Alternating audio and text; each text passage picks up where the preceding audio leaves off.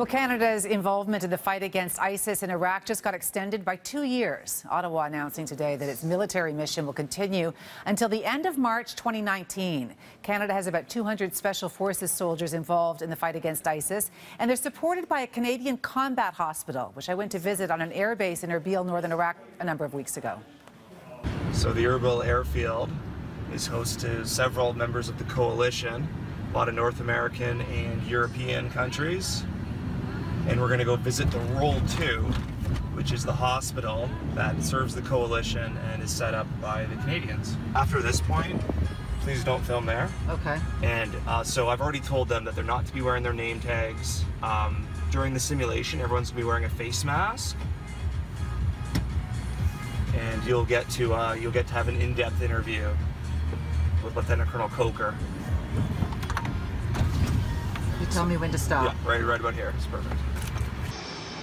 Canada's role in Iraq has changed. Canadian fighter jets, which had been assisting the U.S.-led bombing campaign, were grounded last year. Instead, the Special Forces team has been tripled to 200 people. There's a helicopter detachment, 2 surveillance planes, and there's also this: a Canadian-run hospital designed to treat coalition soldiers who've been injured in battle.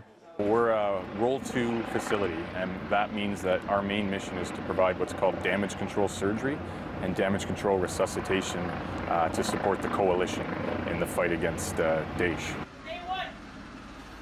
On this day, the Canadian team is carrying out a mock casualty exercise. Their names and faces obscured to protect their identities. Okay, yep, everybody's ready? 1, 2, 3. Okay, what happened? Okay. Do you have any allergies or are you on medication? No allergies, no medication. Okay. It's hurting. Back down. 1, 2, 3. We have one soldier coming in with a GSW, meaning gunshot wound, to the right chest and abdomen, and a questionable leg fracture. What we're going to do is get ortho in there to take a look at that arm quickly, next couple of minutes, and then we're going to get in the OR, but we're going to do it out here.